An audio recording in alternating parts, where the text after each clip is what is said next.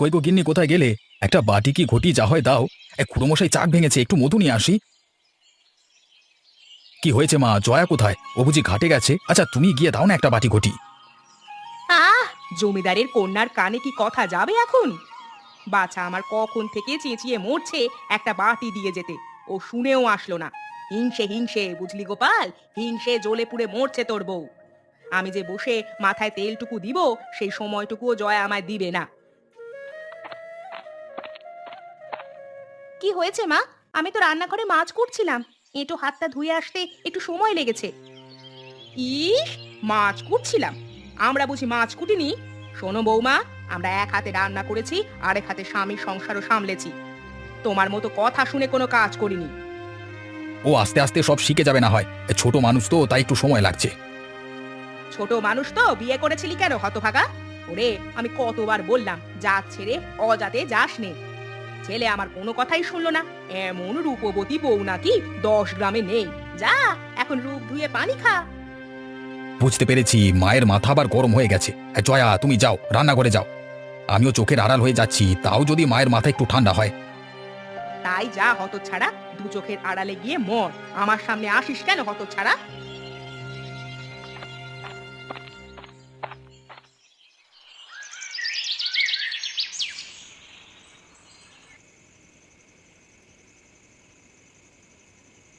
আর একটু মাছ দি, কেবল তো ঝোল দিয়ে খাচ্ছেন।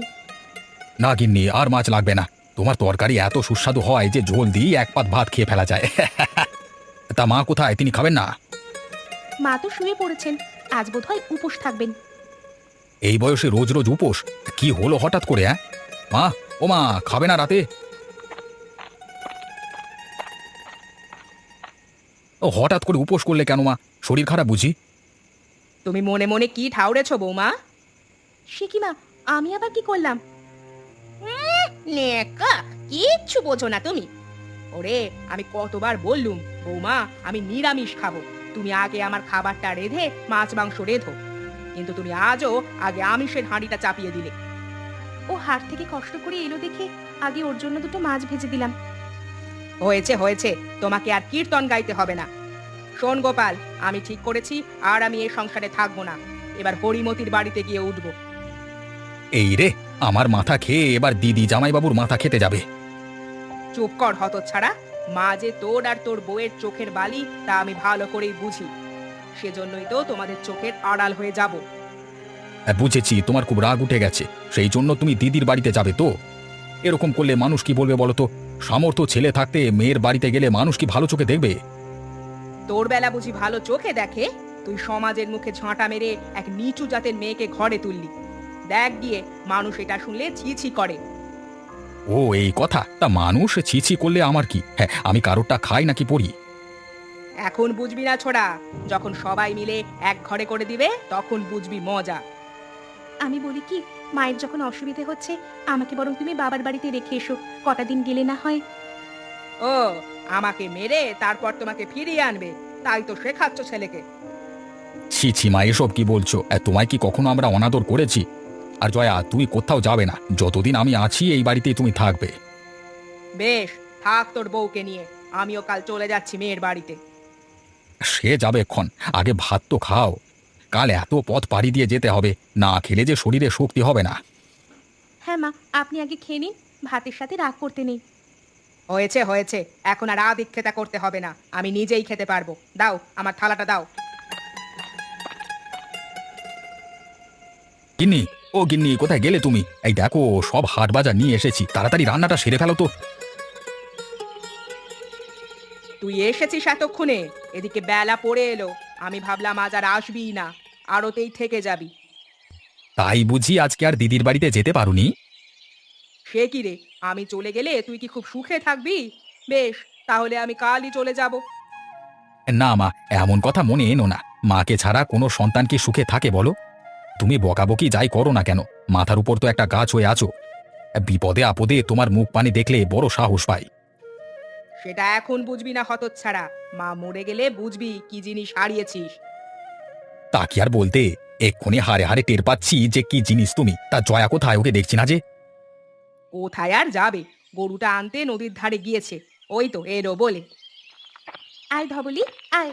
শুধু শুধু আমায় এতটা পথ হাঁটালি, সেই তো বাড়ি ফিরতেই হলো। জঙ্গলে কি আর যেতে পারলি? কি হয়েছে গিন্নি, কি সব আবোল তাবোল বকছো? আর বলো না, গরুটা আজকেও ছুটে গিয়েছিল। পরে তারকখুড়োর বাগান থেকে ধরে আনলাম। আমাকে দেখে কিনা জঙ্গলের দিকে দৌড়তে শুরু করেছিল। তা হাতের ওই চাল কুমড়োটা কোথায় পেলে? তারকের বাগান থেকে নিয়ে এলে নাকি? হ্যাঁ মা, খুড়ো বাগানেই ছিলেন। আমাকে দেখে বললেন, বৌমা কখনো তো এদিকে আসো না, এসে যখন পড়েছই এই কুমড়োটা নিয়ে যাও। বেশ বেশ, বেশ ভালো কাজ করেছো। আমিও বাজার থেকে চিংড়ি মাছ এনেছি, চাল কুমড়ো দিয়ে চচ্চড়ি করবে। থাক, আর চচ্চড়ি খেতে হবে না। কি চাল কুমড়ো এনেছে দেখেছিস? মোজে একেবারে পৌঁছে যাচ্ছে। তাই তো বলি, ওই কিপটে তারও কুমড়ো দিবে কেন? তোর বউ শুধু শুধু আগাছা নিয়ে এসেছে। আহ মা, ও শখ করে একটা চাল কুমড়ো এনেছে, কচি হোক আর পচাই হোক ওকে রাঁধতে দাও। তুই চুপ কর। ওর নোলা দেখে আর বাঁচি নে। যেখানে যেটা পাবে সেটাই তুলে আনবে। শোনো বৌমা, এই কুমড়ো ফেলে দিয়ে এসো। এই পাকা কুমড়ো কেউ খাবে না। বেশ তো মা, ফেলে না দিয়ে উঠোনের পাশে পুঁতে দিই। যদি একটা দুইটা গাছ ওঠে, সেগুলো থেকে আবার কুমড়ো ধরলে খাওয়া যাবে। তোমার যা ইচ্ছে তাই করো। আমি আর তোমার সাথে কথায় পারবো না। দে বাজারের ব্যাগটা এদিকে দে, আমি রান্না চাপাই গিয়ে। গিন্নি, ও গিন্নি, কোথায় গেলে তুমি? বলি আমি হাটে যাচ্ছি, কিছু লাগলে বলো কি আনতে হবে। আমি এখানে গাছে জল দিচ্ছি।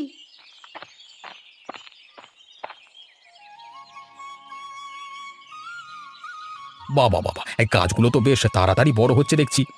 এই তো সেদিন ছোট ছোট দেখে গেলাম, আজকে হাঁটু সমান হয়ে গেল। গরুতে না খেলে আগামী মাসে এতে ফুল ধরবে, তখন আর সবজির অভাব হবে না। বেশি হয়ে গেলে আমরা বাইরেও বিক্রি করতে পারবো।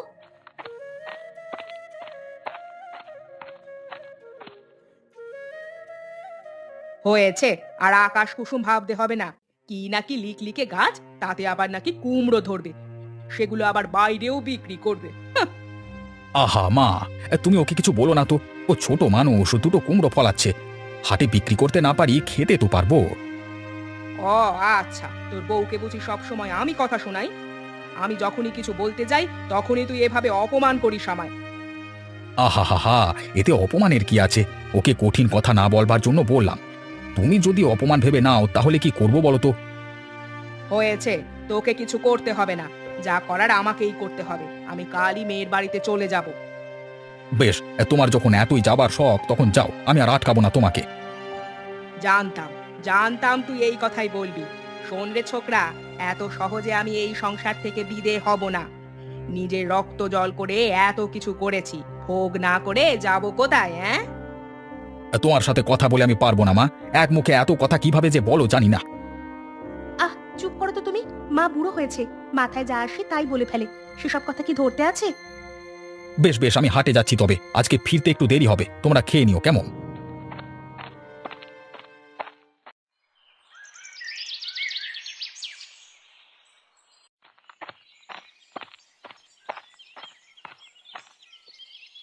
গিন্নি, গিন্নি, ঘরে আছো? একটু জল দাও তো আমাকে।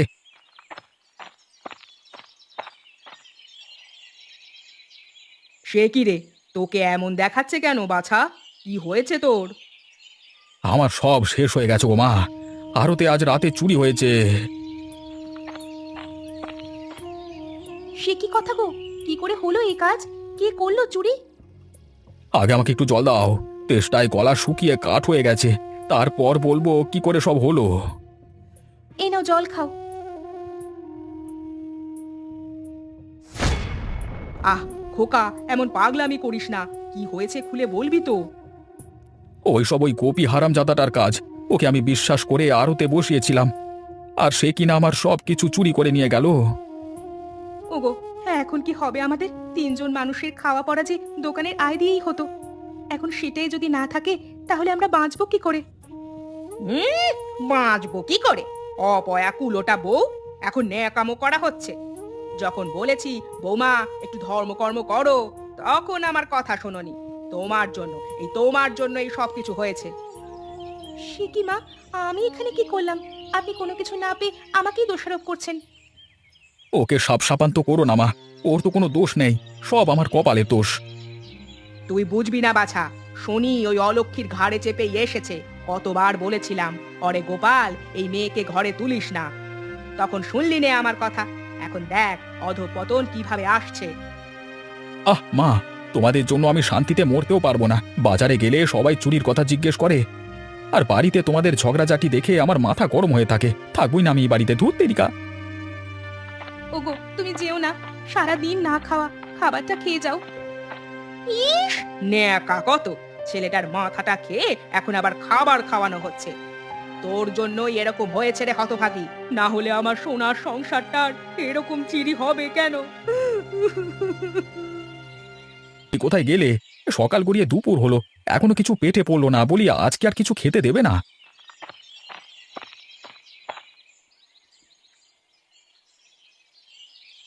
এই নাও, এটা খেয়ে পেট শান্ত করো, ঘরে যে আর কিছুই নেই। সে কি, দুদিন ধরে তো মুড়ি খাচ্ছি, বলি ভাত কোথায়? মুড়ি খেয়ে কি থাকা যায়? ঘরে এক মুঠোও চাল নেই যে তা দিয়ে ভাত করব। কটা মুড়ি ছিল সেগুলো তোমাকে দিয়েছি। ওদিকে মা গেছে মোড়লের বাড়িতে, যদি কিছু চাল ধার করতে পারে তো ভাত চড়াবো। চালের জন্য মা মোড়লের বাড়িতে গেছে? সে কি কথা! যে আমি মানুষকে সেরার সেরা চাল দিয়েছি, তার মা আজকে অন্যের বাড়ি থেকে চাল চেয়ে আনছে, দুধ তেরিকা। খাবই না আমি আর। ওগো, খাবারের সাথে রাগ করতে নেই গো, মুড়িগুলো খেয়ে নাও, রাতে ভাত হলে খেতে দিব।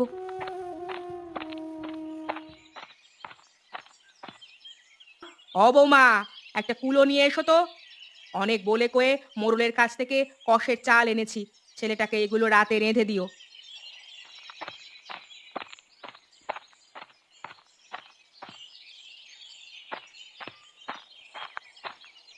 দিন মা, এখানে চালগুলো দিন, এগুলো দিয়ে তিনজনের দুবেলা হয়ে যাবে। চাল তো হলো বৌমা, কিন্তু তরকারি কোথা থেকে সংগ্রহ করবে? ঘরে যে কিছুই নেই। ঘরের পাশে যে চাল কুমড়োর গাছগুলো ছিল সেগুলোতে কদিন আগে ফুল দেখেছিলাম, আজ গিয়ে দেখি কটা কুমড়ো পাওয়া যায় কিনা। তাই গিয়ে দেখে এসো, না হলে কটা শাক পাতাই নিয়ে এসো, ওগুলো সিদ্ধ করে ভাতগুলো গেলা যাবে।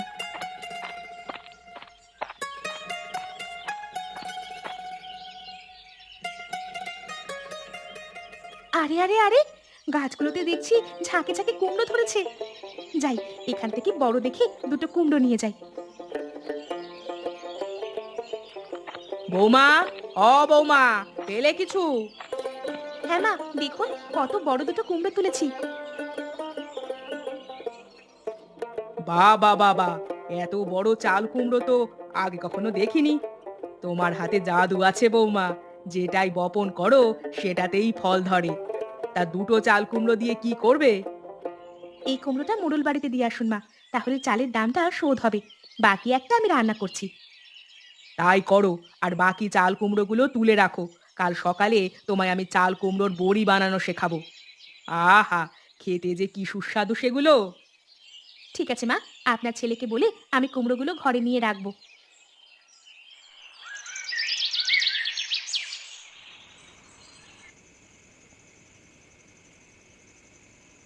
আর একটু কুমড়োর ঝোল দিব? না গিন্নি না, তোমার হাতের তরকারি যেন অমৃত, একটু দিয়েই এক থালা ভাত খেয়ে ফেলা যাবে। হয়েছে, আর প্রশংসা করতে হবে না, অনেক তরকারি আছে, খেয়ে শেষ করো। মায়ের খাওয়া হয়েছে? হ্যাঁ, খেয়েই চাল কুমড়ো কাটতে বসে গেছেন। কাল নাকি ওগুলো দিয়ে কুমড়োর বড়ি তৈরি করবেন। বেশ বেশ বেশ, মায়ের আচরণ দেখা যায় পরিবর্তন হয়েছে। এরকম হলে আমরা মিলেমিশে সুখে শান্তিতেই বাস করতে পারবো। তা হবে, কিন্তু হাতে টাকা না থাকলে যে সংসার চলবে না। সেটাই ভাবছি গিন্নি, কি করে যে ব্যবসাটা আবার শুরু করব।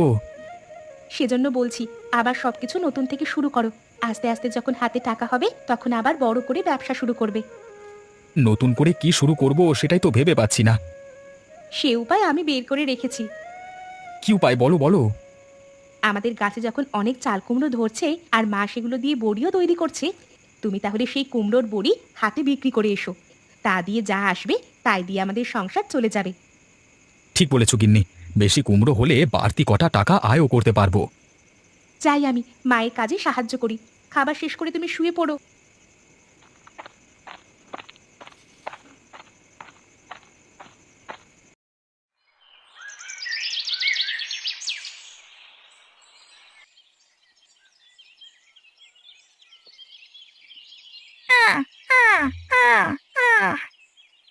এই রে, কাকটা আসার আর সময় পেল না, এখন সবগুলো বড়ি নষ্ট করে দিবে। বৌমা, ও বৌমা, একটা গুলতি নিয়ে এদিকে এসো তো মা।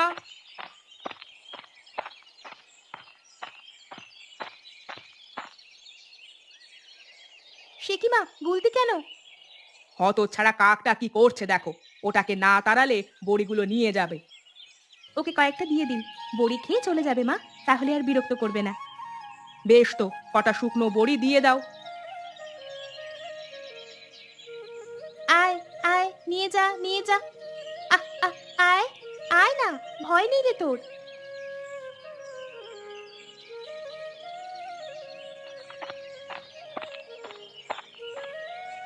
কই গো গিন্নি, শুকনো বড়িগুলো দিয়ে যাও, ওগুলো নিয়ে আবার হাটে যেতে হবে।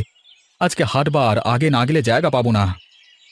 আসছি বাবা, সব বড়ি তুলে রাখা হয়েছে, এসেই আমি ঝুড়িতে ভরে দিচ্ছি। যাও বৌমা, আর দেরি করো না, ওকে বিদেয় করো। পরে আবার কুমড়ো গাছে জল দিতে হবে, জল না পেলে বেশি কুমড়ো হবে না যে।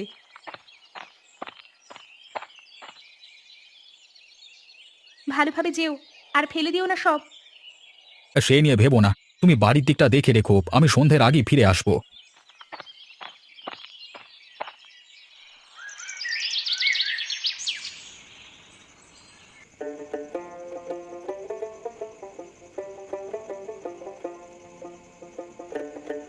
এই নাও গিন্নি, এটা এই মাসের সংসার খরচ, আর এটা আমাদের সঞ্চয়। এত টাকা এই মাসে লাগবে না, এখান থেকে আরো কিছুটা সঞ্চয় করো। না গিন্নি, তুমি আর মা সারা দিন এত কাজ করো, তোমাদের খাওয়ার জন্য কিছু বেশি টাকা রাখা দরকার। ভালো মন্দ কিছু খেলে শরীরে বল পাবে।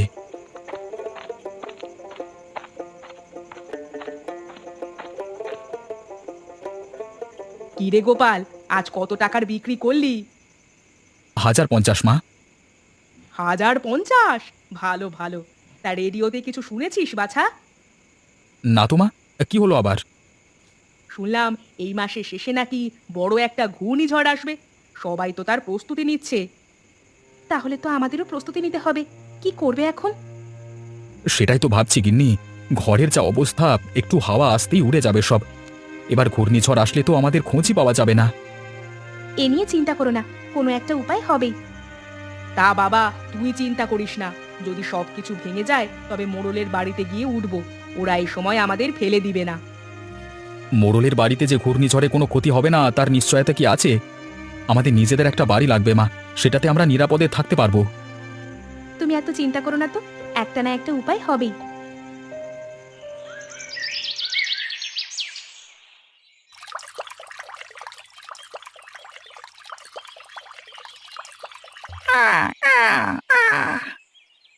কাকটা আবার এসেছে, মনে হয় খুব ক্ষুধার্ত। কিরে, খিদে পেয়েছে খুব? তোর জন্য আমি কুমড়োর বড়ি বানিয়ে রেখেছি, এই নে।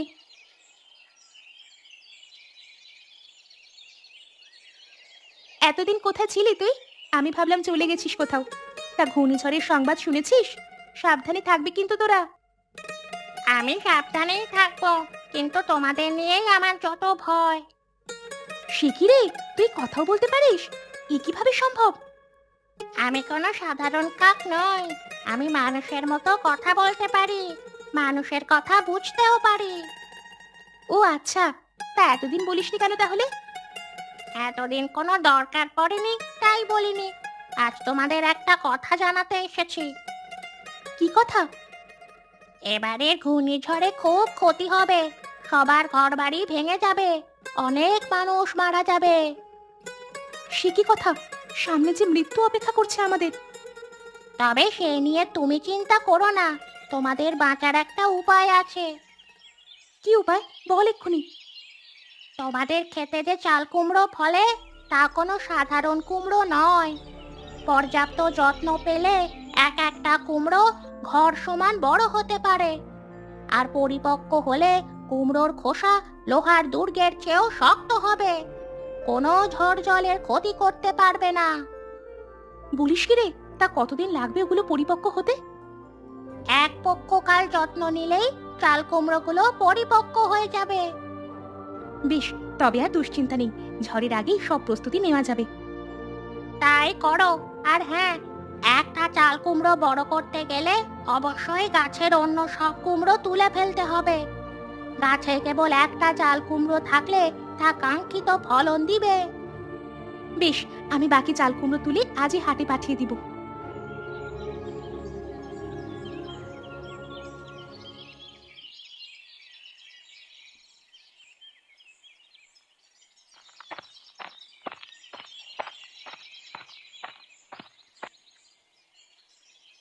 সে কি বৌমা, চাল কুমড়োগুলো কেটে ফেলছো কেন? আরে আরে আরে, পাগল হয়ে গেলে নাকি? কুমড়োগুলো কেটে ফেললে সংসার চলবে কি করে? সংসার কিভাবে চলবে তা পরে ব্যবস্থা করা যাবে, আগে আমাদের বাঁচতে হবে। কি বলছো তুমি? তোমার কথা তো আমি কিছুই বুঝতে পারছি না বৌমা।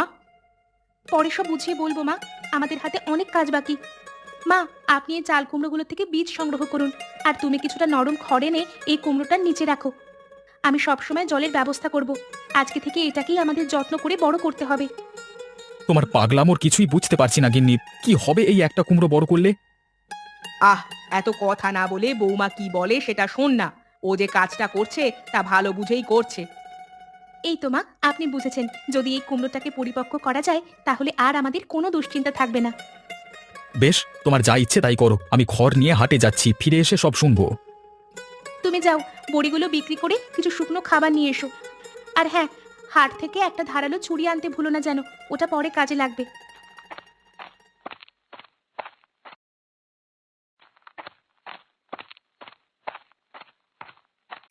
দেখতে দেখতে তোমার কুমড়ো যে অনেক বড় হয়ে গেল গিন্নি। আর কত বড় করবে ওটা? আজকালের ভিতরেই কেটে ফেলবো। তোমার কাছে ধারালো চাকুটা আছে না?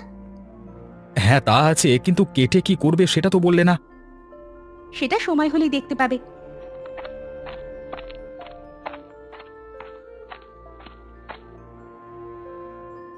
সে কি গোপাল, তুই এখানে? ওদিকে আমি সারা বাড়ি খুঁজে মরছি। কেন মা, কি হয়েছে?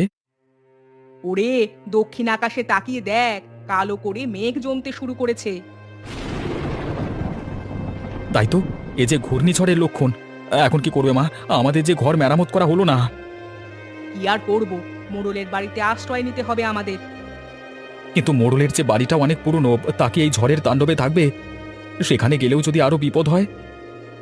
আমাদের কোথাও যেতে হবে না, আমরা এই চাল কুমড়োর ভিতরেই থাকবো। চাল কুমড়োর ভেতরে থাকবো? এ কি বলছো তুমি? সত্যি বৌমা, এর ভেতরে থাকা যাবে নাকি?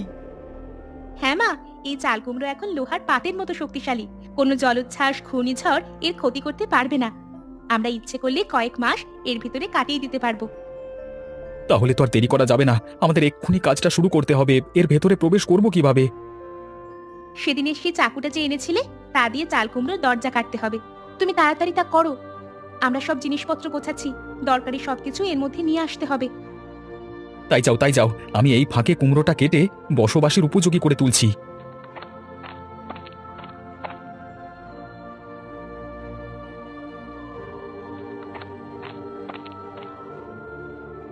যাক বৌমা, ঝড় আসার আগে আমাদের কাজ শেষ হলো।